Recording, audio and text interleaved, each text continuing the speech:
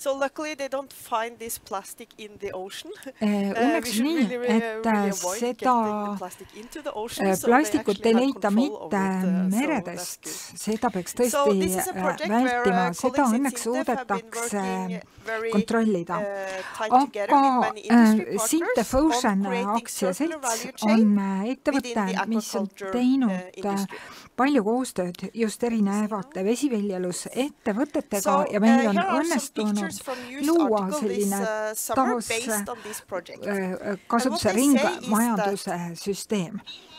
Ja meil on õnnestunud vesiviljelustööstusest plastikut siis taas töödelda ja see kollases jakis mees paremal pool, tema ütleb, et me oleme investeerinud palju ja tänu sellele on ka plastmassi uus kasutuse kvaliteet märkimisväärselt paranenud. Ma räägiksin teile natukene Sintefi instituudist, mis on sõltumatu instituut, see on mittetulunduspõhimõttel tegutsev ettevõte ja meil on 2200 inimest, 80 rahvuse esindajad ja üle 8000 kliendi. Ja meie uurimistegevus on suunatud parema ühiskonna loomisele, ehk meil on suur ühiskondlik roll.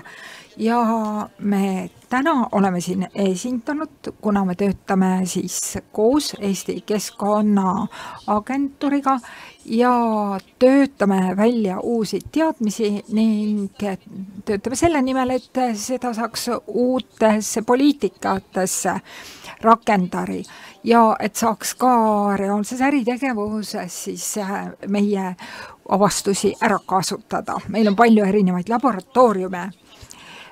Terves Sintefi teadusuuringute instituudi eesmärgiks on kasutada siis multidistsiplinaarseid lahendusi keerukate küsimuste lahendamisel ja üks neist küsimustest on just ka ringmajandus, ehk me uurime ringmajandust ja see on meie jaoks oluline teema. Samuti sooviksin paar sõna öelda selle kohta, mida Norras juba tehakse ringmajanduse toetuseks. Kõigepealt alustagem roheleppest ja ka siis ringmajanduse tegevuskavast, mis on osa roheleppest, seal on 35 erinevat regulatsiooni ja strateegiat ja seda hakati ellu viima 2021. aastal ning jätkatakse. Üheks näiteks põhilisest väärtusahelast ongi just plastikuga tegelemine, aga tegelemine ka ehitussektoriga, nagu Torsteini eelmisest ettekandest oli kuulda. Nii et Norras me alustasime ringmajanduse strateegiaga töötamist 2017. aastal. See oli siis valge raamat, mis keskendus peamiselt jäätmete probleemidele. Ja siis strateegia hõlmab ka plastikuga tegelemist. Strateegias on ühe asjana öeldud seda, et Norras jälgitakse suures osas ka rohelepet ja ringmajanduse tegevuskava nagu Euroopa Liidus. Ja seal on välja toodud oluline kohalike omavalitsuste ja ka maakondade roll üleminekul ringmajandusele. Ja riik, nagu me teame, on väga suur ostja, riik omab infrastruktuure ja planeerib ja pakub ka erinevaid teenuseid. Seetõttu ongi neil väga oluline roll. Ja viimasena sooviksin nimetada seda plaani, mille uus valitsus eelmisel aastal kokku pani. Norras on uus valitsus. See plaan ka rõhutab ringmajanduse olulisust et tegemist on väga olulise instrumendiga kliimapoliitika töös. Ehk siin on nad konkretiseerinud teatud meetmeid nagu siis jäätmete hulga vähendamine, kohaliku jäätmekäitluse suurendamise, tarbijatele parema info pakkumine siltidel ja ka tootja vastutuse laiendamine. Ja mis puudutab ringmajanduse strateegiat, siis tugines see strateegia erinevatele töötubadele, kuhu olid kutsutud kõik erinevad osapooled, ka avalikud konsultatsioonid olid aluseks, kus kõikidele antakse võimalus öelda, mis on ringmajanduse osas Norras oluline. Samuti on aluseks erinevad raportid ja nii edasi. Ja üks kasutatud raportitest oli uuring, mis oli just tehtud Sintefis, kus uuriti, kuidas mõjutab töökohti ja ka siis väärtuste loomist üleminek ringmajandusele. Kui me koostasime erinevaid stsenaariume ja uurisime, kui me viime ellu neid stsenaariume, siis kuidas see mõjutab erinevaid tööstusvaldkondi Norras. Ja stsenaariumid, mida me uurisime, olid enamasti ka seotud peamise väärtusahelaga, millest lähtub ka Euroopa Liit. Ehk ma teen lühikese kokkuvõtte mõningatest järeldustest. See on küllaltki siis ulatuslik uuring ja nimetan ainult mõningaid. Siin on kokku võetud erinevad stsenaariumid, kuidas väärtuste loomist mõjutab ringmajandus.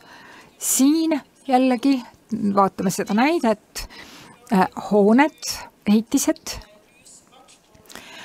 Kui on võimalik kasutada hoonetes taaskasutusmaterjali selle asemel, et alati uusi kasutada, siis millist väärtust luuakse?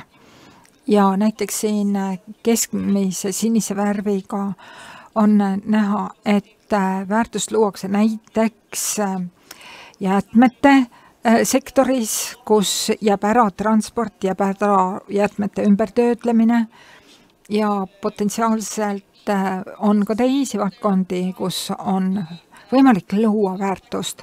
Negatiivselt võib see mõjutada esmastööstust, kas puidutööstust või ka siis näiteks tsemenditööstust, aga see ei ole mitte ennustus. See on pigem nii, et hinnatakse, millised võivad olla tulemused, tagajärjed ja kuidas me ka saaksime nendest negatiivset tagajärgedest hoiduda. Näiteks siis puidutööstuses või ka tsemenditööstuses. Nii et analüüsiti spetsiifilisi stsenaariume ja kuidas siis tõsta ka näiteks töökohtade arvu nii kõrgemate oskustega kui ka madalamate oskustega inimeste hulgas. Näiteks siin on andmed materjalide kasutamise osas ehitussektoris 0,5 miljonit tonni CO2 emissioonide vähenemist või kokkuhoidu seoses taaskasutusmaterjalide kasutamisega ehitussektoris. Ja nüüd siis tooksin näite ka kalandusest, kus tegutseb ettevõte Poco Plast. Ja see on koostööprojekt, kus siis uuriti seda, kas on võimalik ära kasutada vesiviljeluse sektori plastikjäätmeid nii samas sektoris, oma sektoris kui ka teistes sektorites. Ja järgmisel slaidil on näha, kes osalesid projektis. Siin on kõik osapooled olemas selleks, et plasti kasutamist siis vähendada vesiviljeluses. Plasto toodab tooteid, Greek Seafood, see on siis tootja. Empower on firma, mis jälgitavuse tehnoloogiat teeb. Noprec teeb plastikklaanureid taaskasutusplastikust ja Flock toodab toole nii taaskasutusplastikust, aga pöörab ka suurt tähelepanu disainile, et saaks uuesti asju kasutada, neid parandades ja nii edasi. Ja siis on ka kaasatud olid keskkonnaorganisatsioonid ja klaster, mis hõlmab kõiki vesiviljeluse sektori ettevõtteid. Ja 25 kuni 30 000 tonni tekib vesiviljeluse sektoris jäätmeid igal aastal. Ja nende kvaliteet on selline, et neid saab suunata taaskasutusse. Nii et selle projektiga sooviti lahendada probleemi, kuidas neid jäätmeid kasutada tõhusamalt ringmajanduses. Ja et välja selgitada ka, kus on siis innustajad ja kus on takistajad. Ja selleks, et see ringsüsteem toimiks, tuleb 7 süsteemi aktiveerida, tehnoloogia, turg luua, ka ärimudelid, sertifitseerimise süsteem ja nii edasi. Palju asju tuleb käivitada ja selgitan, miks ja mida tuleb teha. Üks põhjus on selles, et tuleb keerukas süsteemis samal ajal arendada paljusid erinevaid aspekte, aga tegelikult on tegemist ainult siis üht sorti plastijäätmetega ühes süsteemis, aga siiski kõik on keerukas ja keskel on näha peamine väärtusahelek, kus on tarnijad, kus on kalakasvatajad ja nii edasi. Ja siis sinna kuuluvad ka taaskasutusettevõtted, ka prügi, siis jäätmejaamad ja ümbertöötajad, siis ka reguleetorid, ka siis erinev siis arvutisüsteemid, programmid, ehk kokku väga keerukas süsteem. Selles süsteemis on osapooli kokku üle 20 ja me oleme näinud näiteks seda, et vesiviljelussektori tootjad toodavad spetsiifilisi tooteid, mis on kalavõrgud, erinevad nöörid ja köied, mis on vajalikud vesiviljeluses. Need on väikesed firmad ja väikestel firmadel on tavaliselt nii eeliseid kui ka puudusi. Eelised on need, et nad saavad kohaneda kiiremini, oma ärimudeleid kiiremini vahetada vastavalt vajadusele. Meil on ka nii-öelda lõpptarnijad, suured tarnijad. Nemad on ühendavaks lüliks spetsialiseeritud tarnija ja kalakasvataja vahel. Neid on ainult 2 Norras. Ja nemad väga suures osas ka kirjutavad ette, mida tarnija peab tootma. Ja siis kalakasvatajaid on väga palju erinevaid, suuri ja väikesi ja üleriigilisi, regionaalseid, rahvusvahelisi.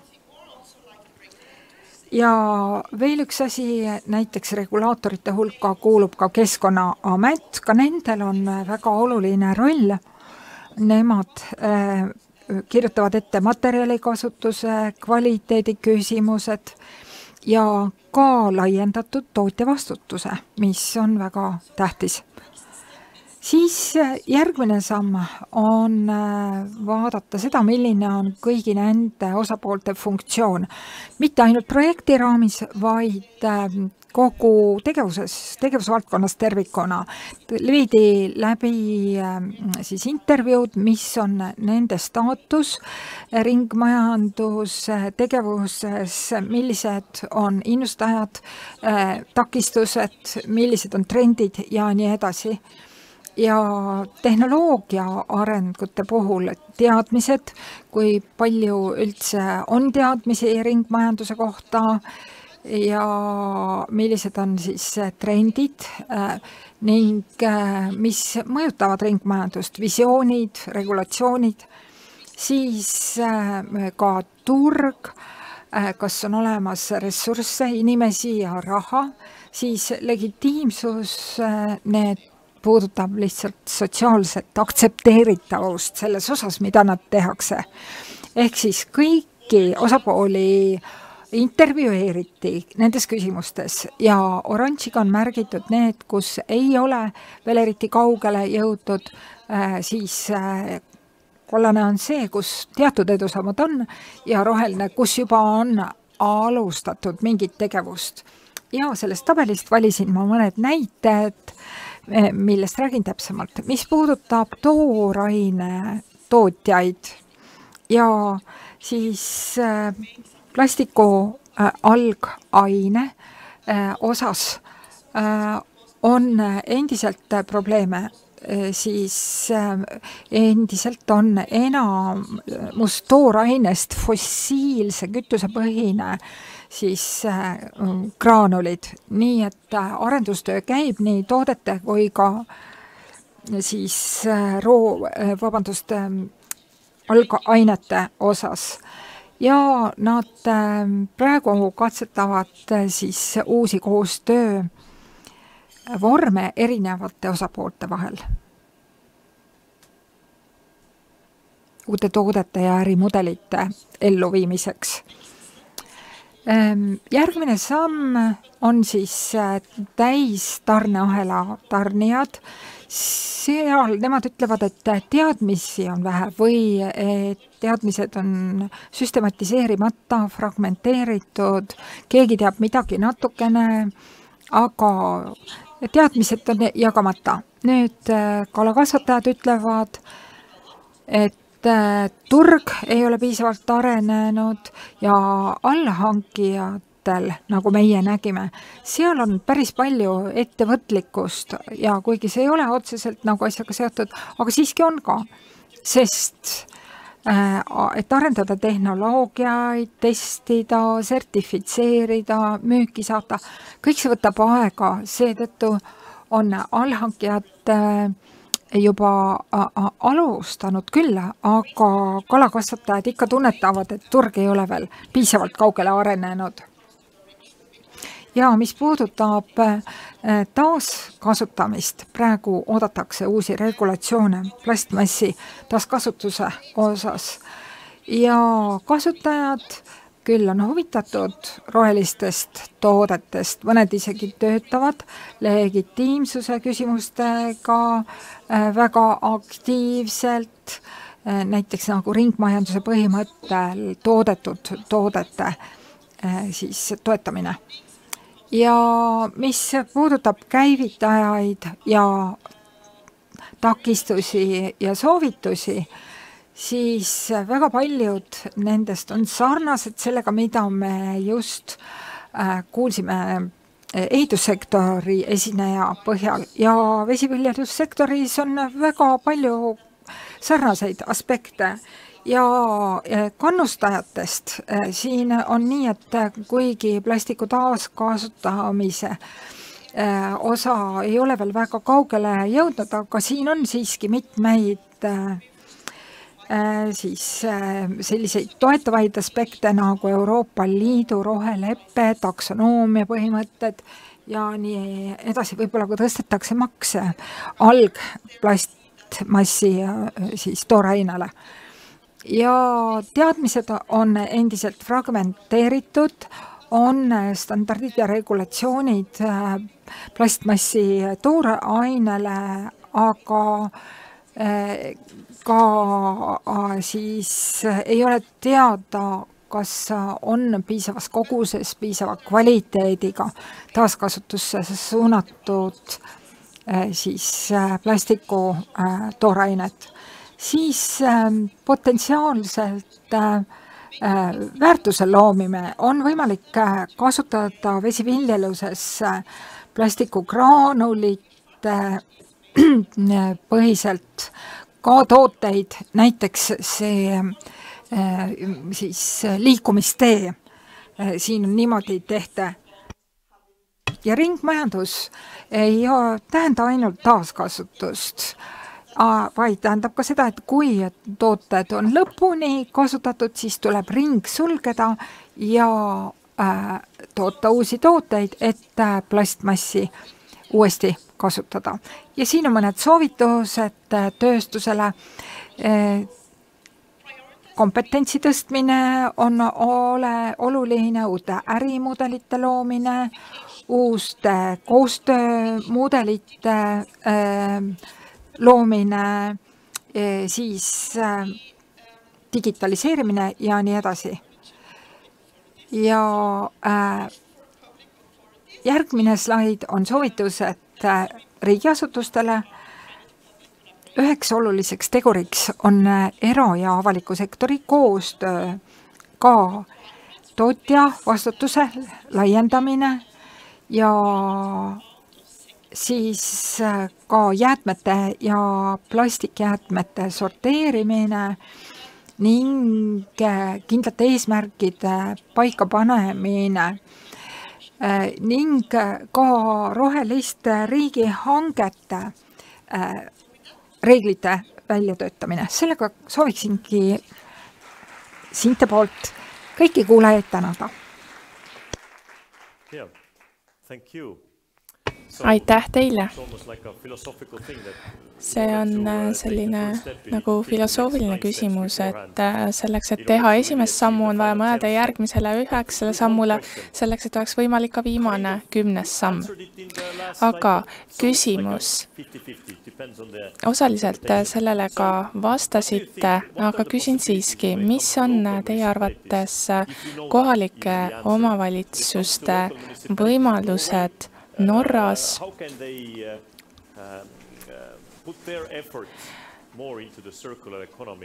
pingutada veelgi rohkem ringmajanduse suunas, just mitte riiklikul, vaid kohaliku omavalitsuse tasandil, mida on Norras võimalik mõjutada kohalikel omavalitsustel. Ja on seaduse poolt ja muud poolt.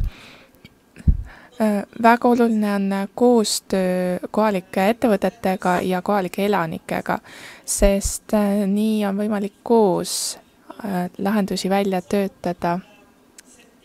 Aga samuti on oluline seada nõudeid avalike hangete jaoks, sest need on väga olulist rolli mängivad. Seal on suur raha mängus ja suured otsused. Nii et kui hangete nõudeid parandada, siis on võimalik palju ära teha. Nii et selline võimalus oleks.